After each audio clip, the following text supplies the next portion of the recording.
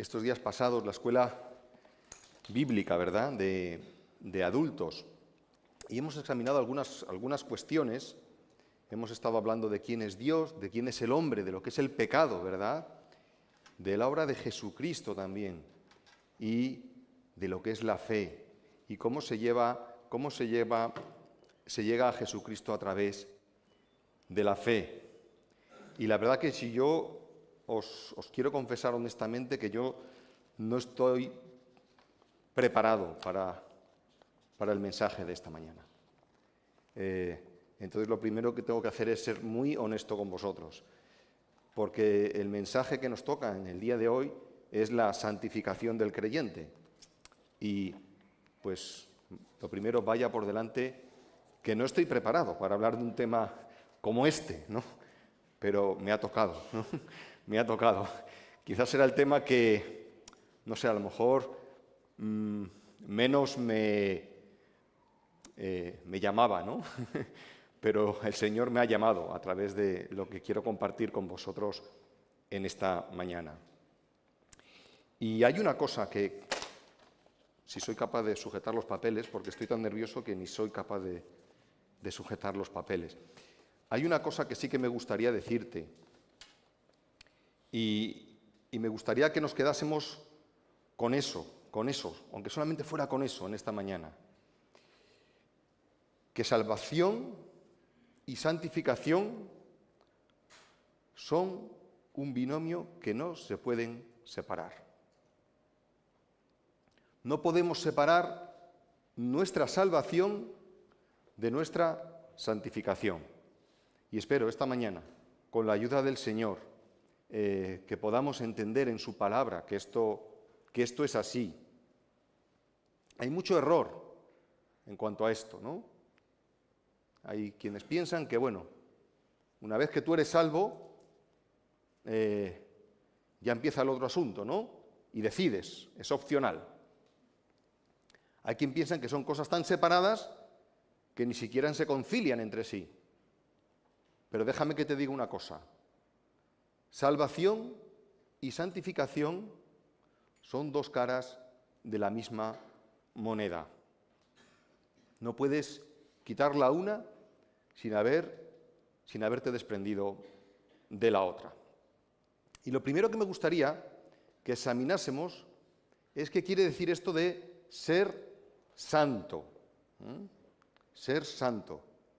Tal vez si vas al Museo del Prado, ¿no? Allí puedes ver algunos cuadros, ¿no?, en el que en el imaginario colectivo a lo largo de la tradición cristiana, pues algunos han tratado de representar qué es esto de ser santo, ¿no? Y nos aparecen allí personas, ¿no?, con un aura especial, ¿no?, y con una iluminación especial, ¿no?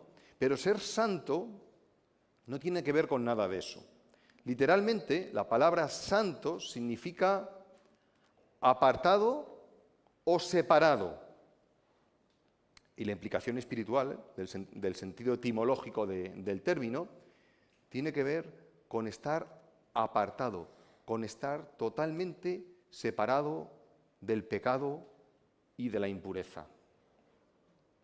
Así que cuando vimos quién era Dios, nosotros vimos que el trino Dios era 3 veces santo, santo en grado absoluto, perfecto, la perfección en santidad. Podemos leer en Apocalipsis, ¿os acordáis esa escena, verdad?, que tenemos en Apocalipsis 4, versículo 8, ¿no?, de esa escena celestial, ¿no?, y las huestes celestiales gritando allí: Santo, santo, santo es el Señor, Dios Todopoderoso, el que era, el que es y el que ha de venir.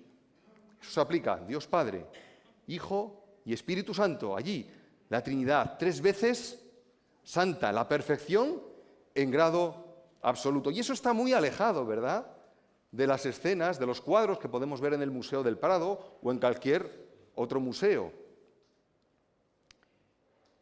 Por implicación, santificarse, ¿qué sería? Separarse de la imperfección, separarse de la impureza, separarse del pecado para vivir vidas entregadas a Dios.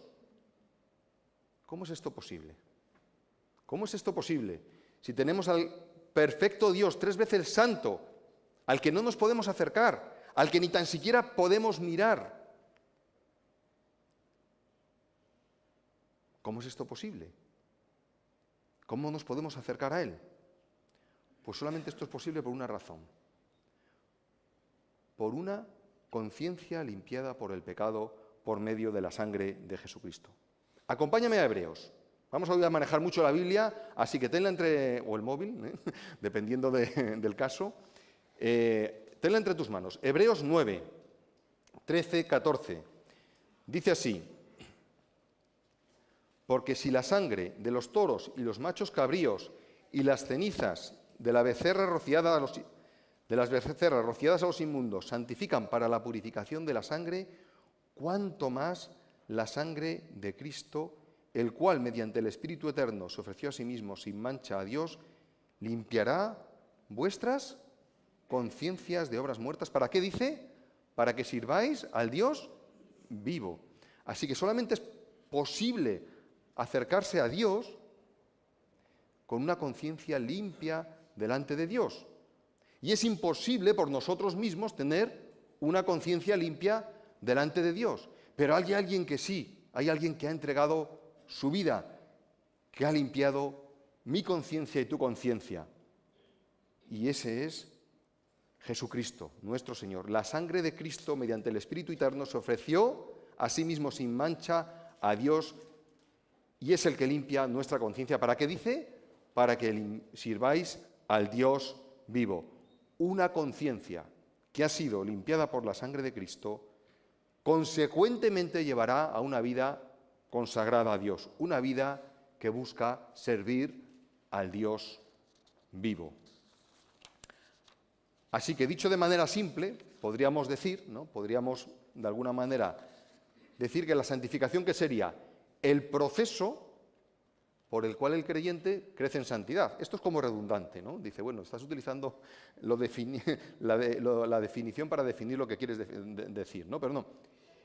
Mira, es el proceso por el cual tú vas a ir creciendo, vas a ir pareciéndote a ese Jesucristo que te ha salvado. El Nuevo Testamento afirma en todos allá donde mires, que la santidad es algo consustancial a tu llamamiento y a mi llamamiento en Cristo.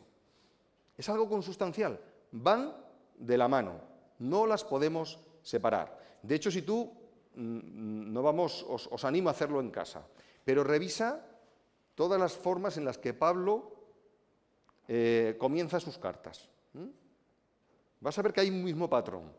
Os voy a leer Romanos, ¿no? Que es lo que estamos recientemente tratando en las predicaciones. Dice Romanos, así empieza Romanos, entre los cuales, Romanos 1, 6, 7, también estabais vosotros, llamados a ser de Jesucristo, a todos los que estáis en Roma, amados de Dios, llamados a ser, ¿qué dice? Santos. Gracia y paz a vosotros de Dios, nuestro Padre, y del Señor Jesucristo. Dicho de otra forma, todo el que es llamado en Cristo y a Cristo es llamado ¿a qué? A la santidad. No lo podemos separar. Revisa el resto de las introducciones a las cartas. Así que la santificación es inseparable, es inseparable del programa de salvación en Cristo. Y fijaros, a veces enfatizamos mucho que la salvación es por medio de la fe. Cierto, ¿no? Esto es cierto, es bíblico. Debemos enfatizarlo porque es bíblico, ¿no? Pero cuando tú enfatizas mucho eso, nos quedamos cojos. Porque la salvación y la fe es mucho más que una mera profesión de labios. Es mucho más que levantar la mano. Es mucho más que una afirmación que tú haces autoconvencido de algo. La fe salvadora en Jesucristo es también una fe santificadora.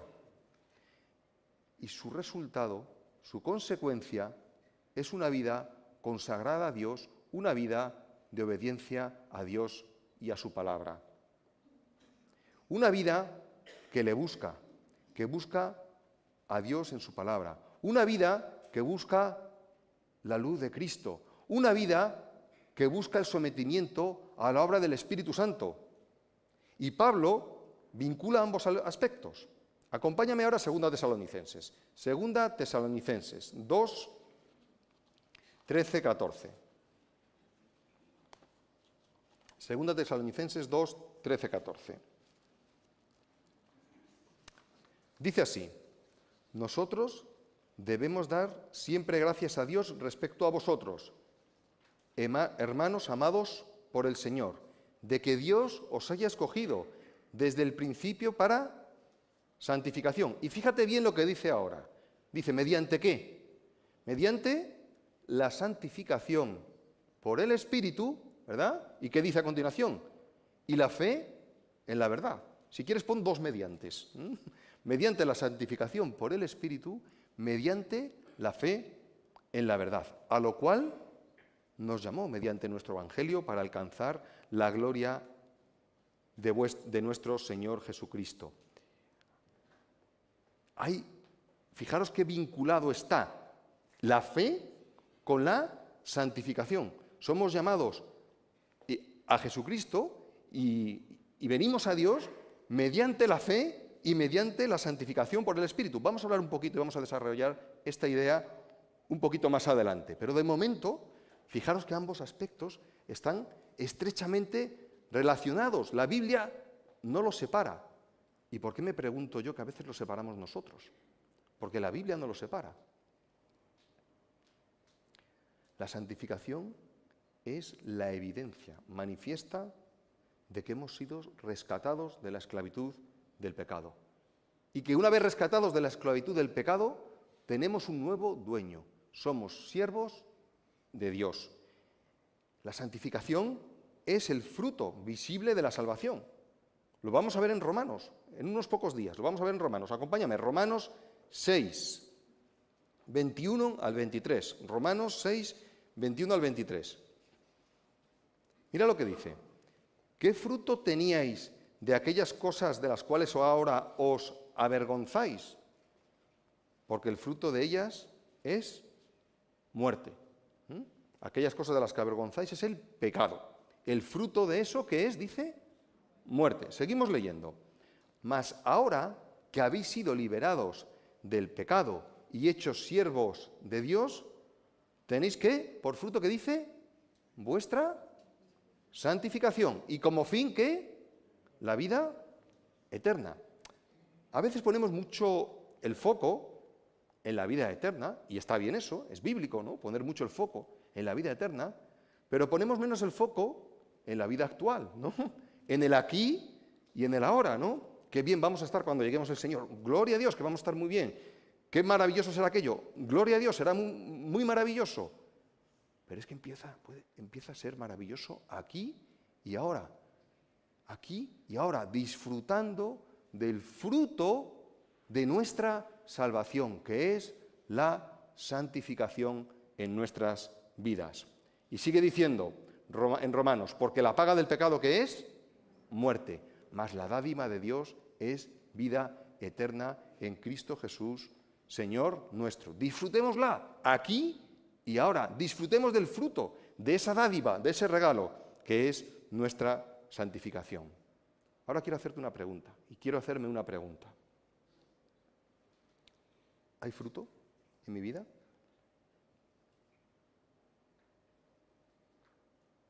¿Hay fruto de santificación en mi vida? Si no es así, somos llamados al arrepentimiento. Somos llamados a venir al Señor, pedirle perdón por nuestras vidas.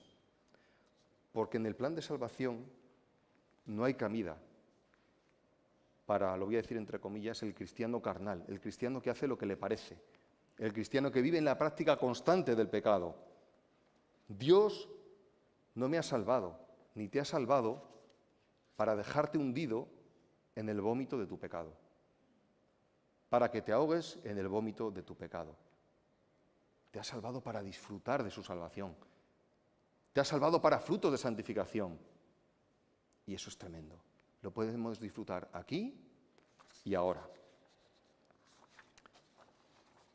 Ahora, ya vemos, ¿no?, que la santificación del creyente es parte, ¿no?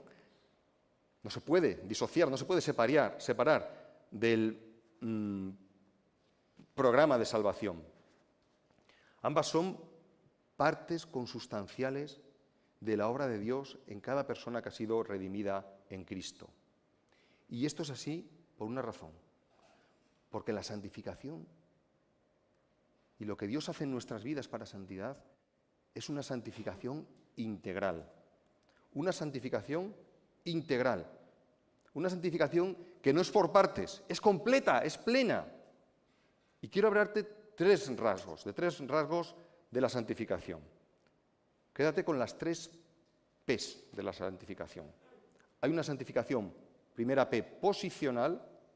Hay otra santificación que es progresiva, la segunda P. Y hay otra santificación, otro rasgo de la santificación, que es la santificación perfecta.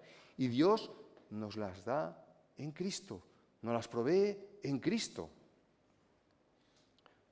Somos santos posicionalmente en Cristo porque la vida de Jesucristo, su perfección,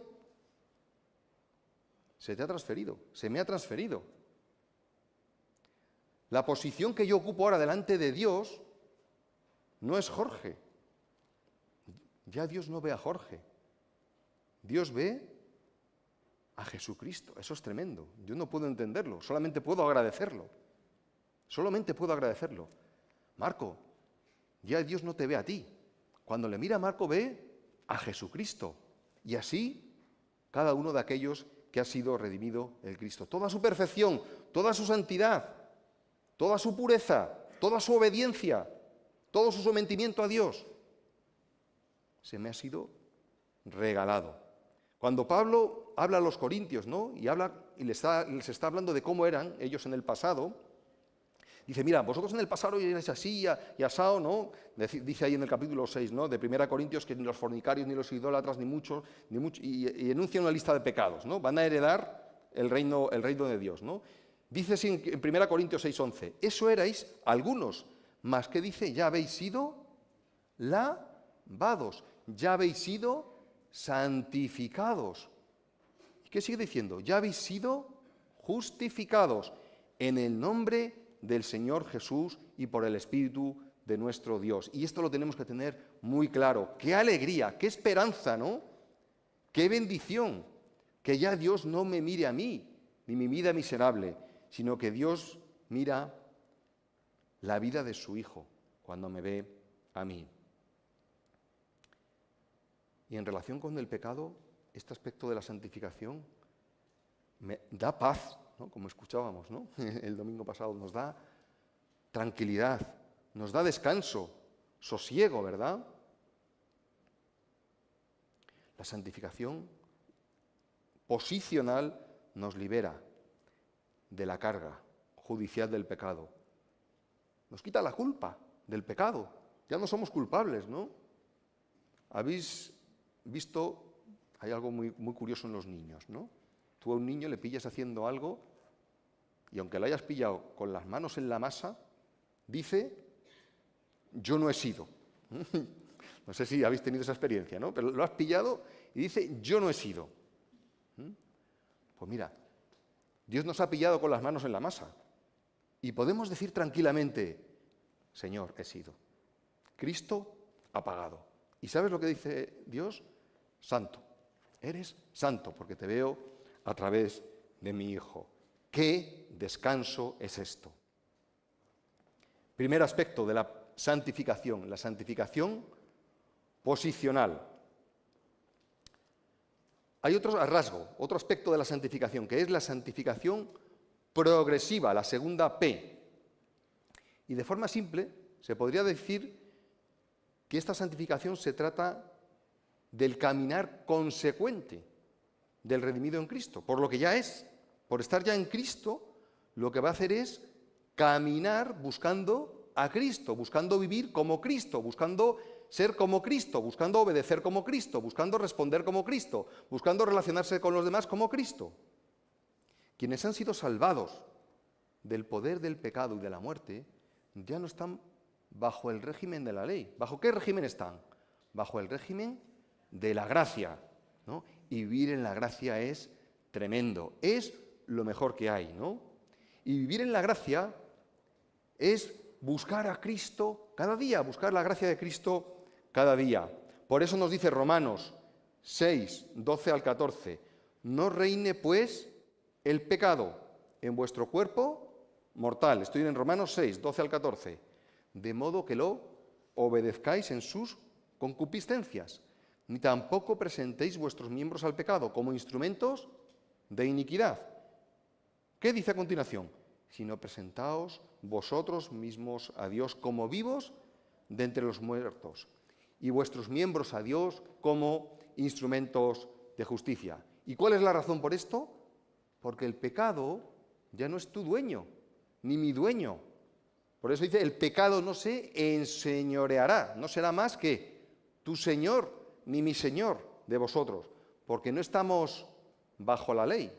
La ley, como nos enseñaron, ¿no? Nos muestra que nunca la vamos a alcanzar, ¿no? Ya no estamos bajo la ley, que estamos bajo la gracia.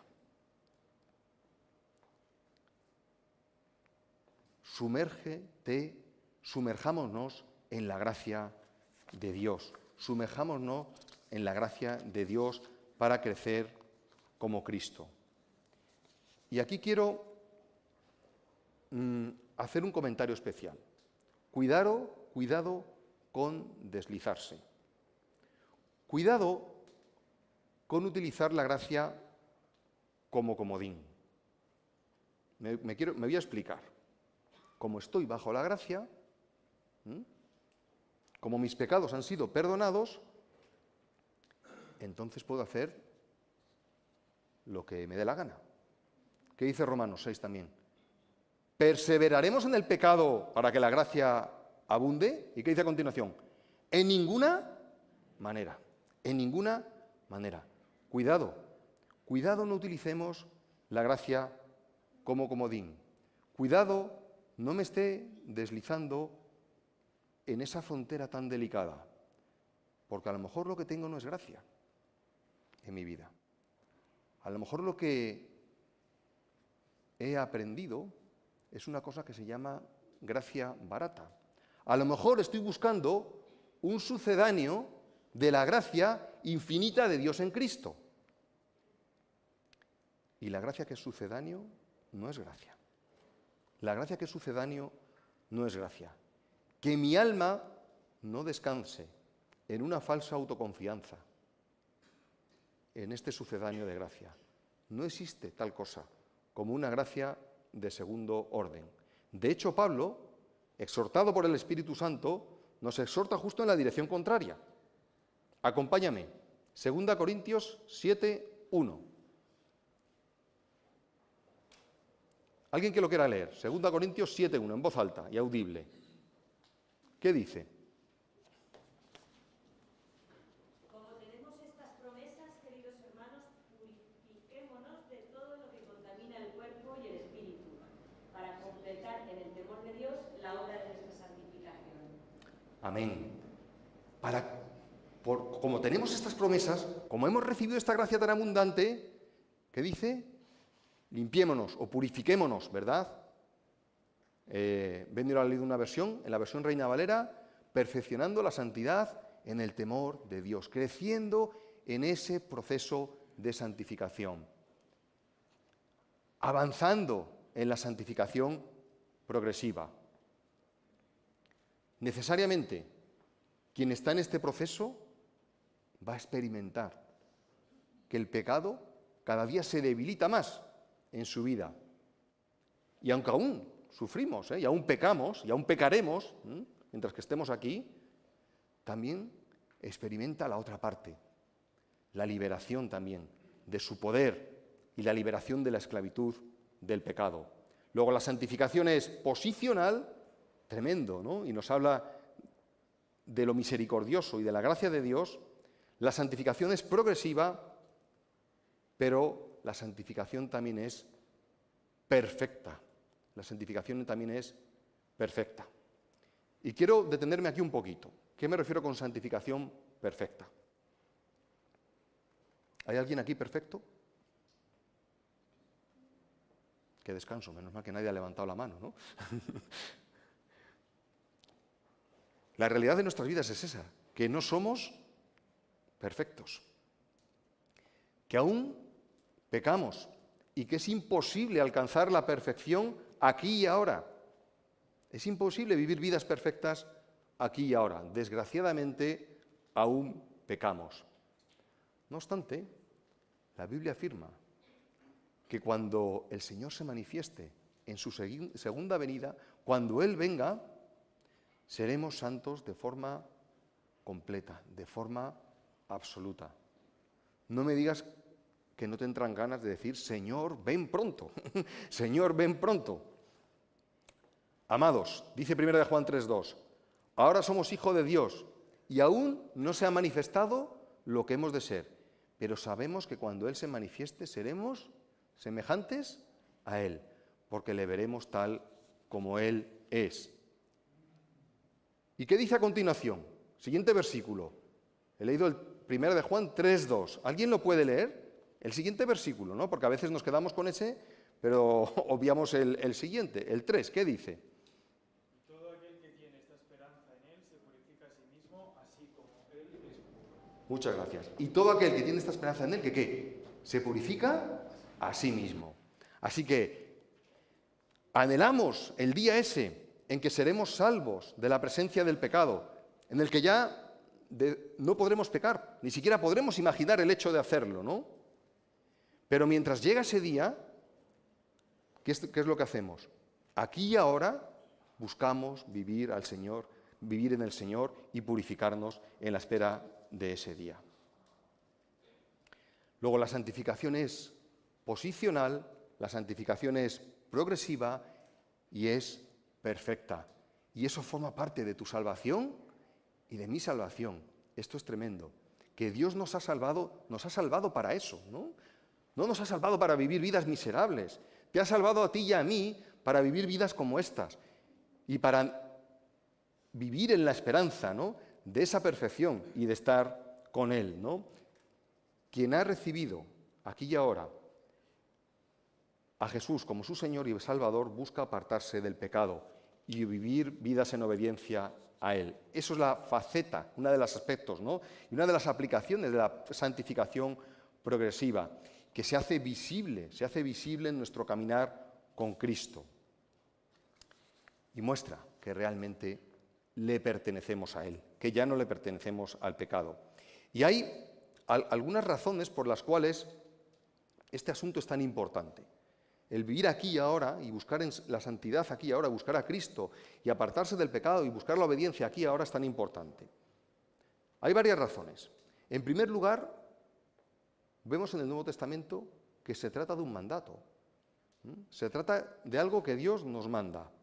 Dice, como aquel que os llamó, lo ha mencionado Enrique, voy a volver a leer cuando hemos cantado la canción, ¿verdad? Como aquel que os llamó es santo, sed también vosotros santos en toda vuestra manera de vivir. Escrito está, sed santos porque yo soy santo. ¿Hay atajos? ¿Hay alguna otra alternativa? No. El mandato me hace responsable delante de Dios. Y si estás pensando o estoy pensando en algún tipo de atajo, no lo hay. Ahora, voy a hablar ahora a los jóvenes también, especialmente, ¿no? ¿Cuántos de vosotros yo lo he hecho, cuando buscamos novia, ¿no?, o novio, ¿no?, estamos viendo a ver cuál será la voluntad del Señor? Cuando buscamos qué estudiar, ¿no?, ¿cuál será la voluntad del Señor? ¿Cuál es la voluntad del Señor en tu vida y en mi vida? Está bien, buscar al Señor en esas decisiones, pero yo no veo ningún sitio en la Biblia donde a mí me haya dicho que me tengo que casar con la mujer que ahora estoy casado. No lo veo en ningún sitio.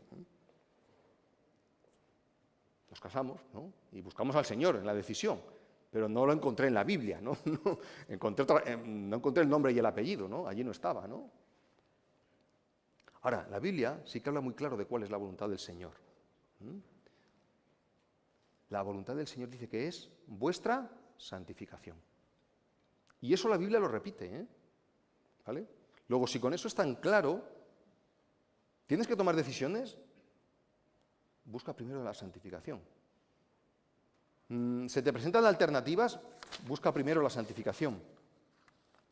Porque ya sabéis, dice 1 Tesalonicenses 4, 2, 3, las instrucciones que os dimos del Señor Jesús, pues la voluntad de Dios es vuestra santificación. Así que es un mandato, es la voluntad de Dios para tu vida y para mi vida.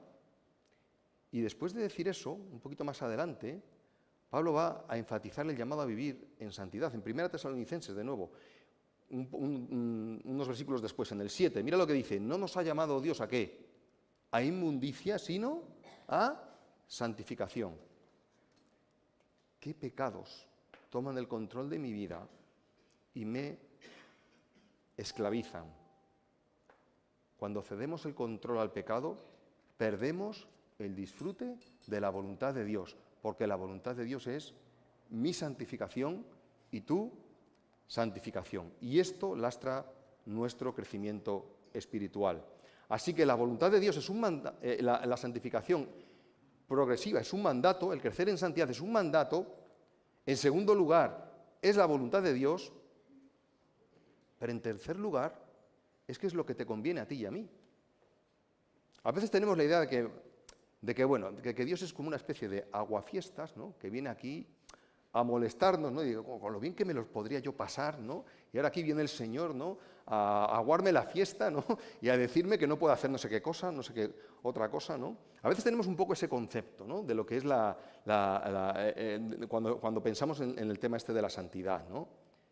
Pero sin embargo, mira lo que dice el Salmo 93. Salmo 93, 5 dice: tus testimonios son muy firmes, la santidad conviene a tu casa, oh Jehová, por los siglos y para siempre. Así que cuidado, no te dejes engañar ni nos dejemos engañar por el enemigo. Dios no viene a aguarte la fiesta. Dios viene a darte lo mejor, que es vivir en su voluntad, vivir en obediencia a Él. Dios viene a enseñarnos por medio de su palabra lo que es lo mejor para nosotros y a guiarnos en el camino, mostrando lo que debemos hacer.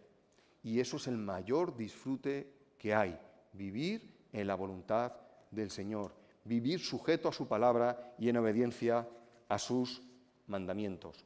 Dios viene a darnos lo que realmente nos conviene, lo que realmente nos beneficie. No te dejes engañar por el susurro del enemigo, que te dice otra cosa, que nos dice otra cosa. ¿Nos ha quedado claro que salvación y santificación son elementos inseparables de la obra de Dios? El Espíritu Santo. La obra del Espíritu Santo en el creyente nos trae certeza de ello, ¿verdad? Y es también evidencia palpable la santificación, ¿no? Del crecimiento y de cómo vamos siendo transformados a imagen y semejanza de Jesucristo. Y si soy hijo de Dios, si realmente tengo a Jesucristo como Señor de mi vida, mi relación con el pecado debería ser muy diferente de la que me temo que a veces es.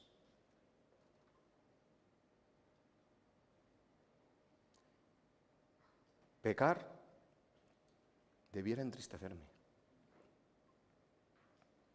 Pecar debiera desgarrarme el alma. Pecar debiera romperme por dentro.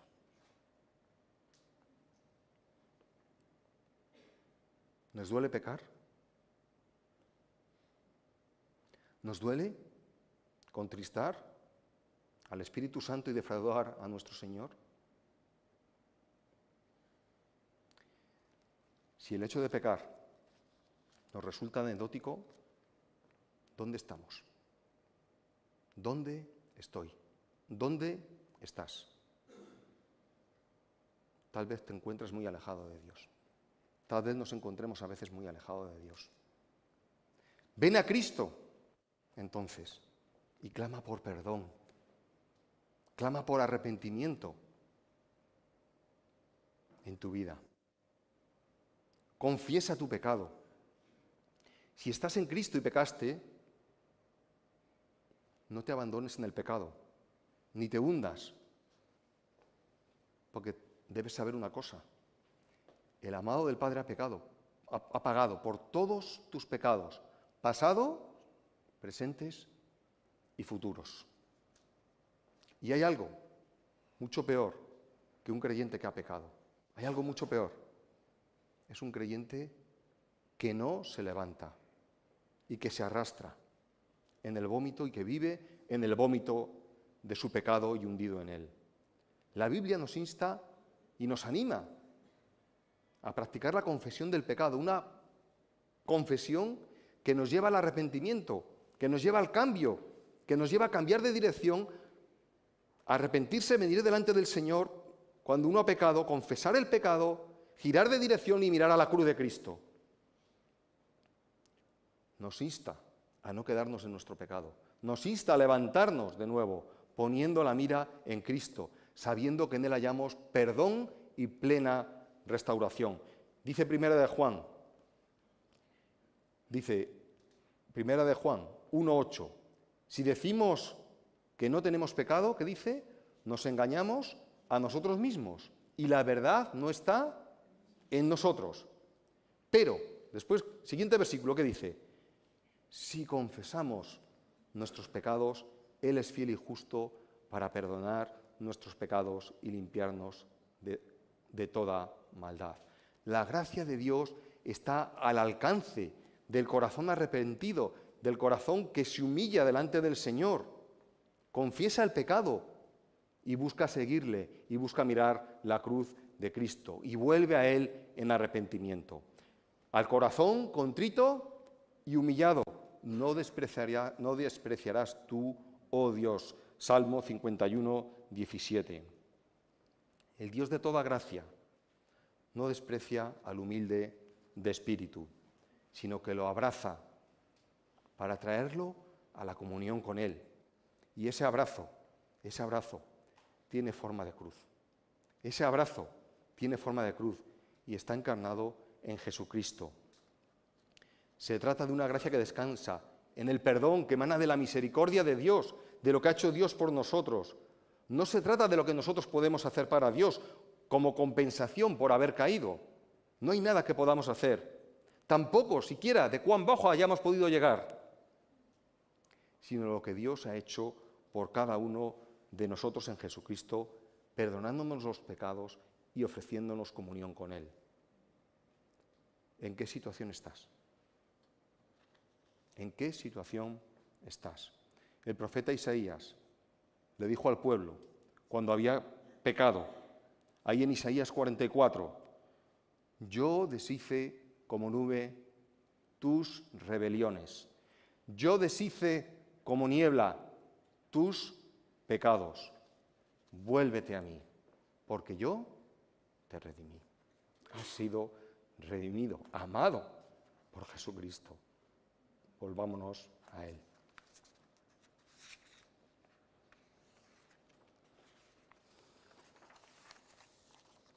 Quiero resumir, para ir terminando.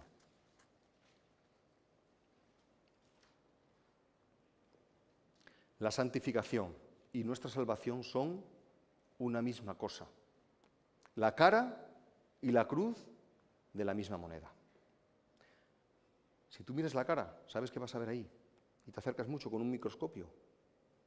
Vas a ver un cubo. Vamos a ilustrarlo así. Vas a ver un cubo que tiene 3 lados, que tiene 3 dimensiones. La primera se llama santificación posicional. La segunda se llama santificación progresiva. Y la tercera, santificación perfecta.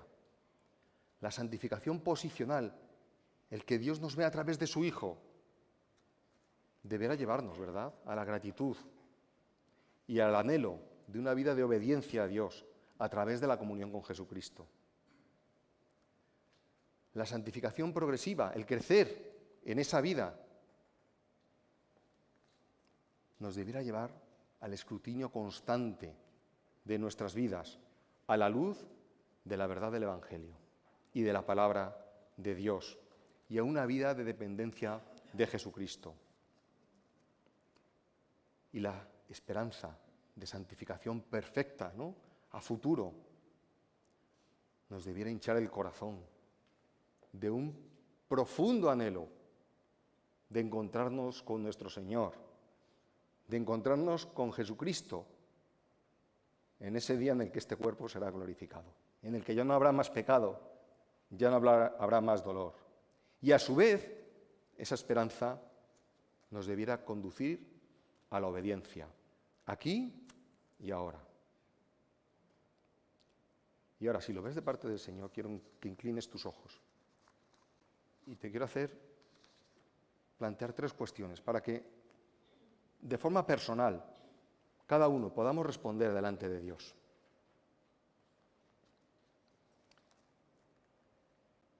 ¿Qué contradicciones observas en tu vida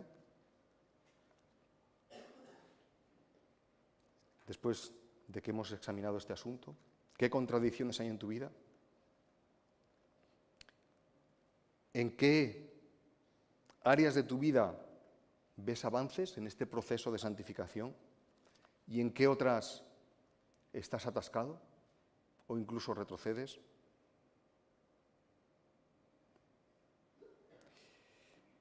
Y finalmente, ¿puedes pensar en cómo aplicar esto que hemos estado examinando a la luz de la palabra de Dios en 2 o 3 acciones concretas que vayas a adoptar delante del Señor? Vamos a orar. Señor, nos sentimos abrumados cuando abrimos tu palabra, pero también nos vemos en el espejo de nuestra realidad y vemos cómo tú nos ves también a través de Cristo. Y por eso te exaltamos, te alabamos, Señor. Porque si tú miraras nuestros pecados, ¿quién podría permanecer en pie? Pero tu fidelidad y tus misericordias, Padre, son nuevas cada mañana. Por eso venimos ante ti diciéndote que te necesitamos como iglesia, que te necesitamos como familias, que te necesitamos de forma personal, Señor. Cámbianos, Señor. Transfórmanos, Señor. Ilumina, Señor, aquellos aspectos y aquellas áreas lúgubres todavía de nuestro alma, Señor. Y danos, Señor, a través de tu Santo Espíritu, la gracia de ser transformados en semejanza a Jesucristo, para que Él sea exaltado y glorificado en todo. En su nombre oramos. Amén.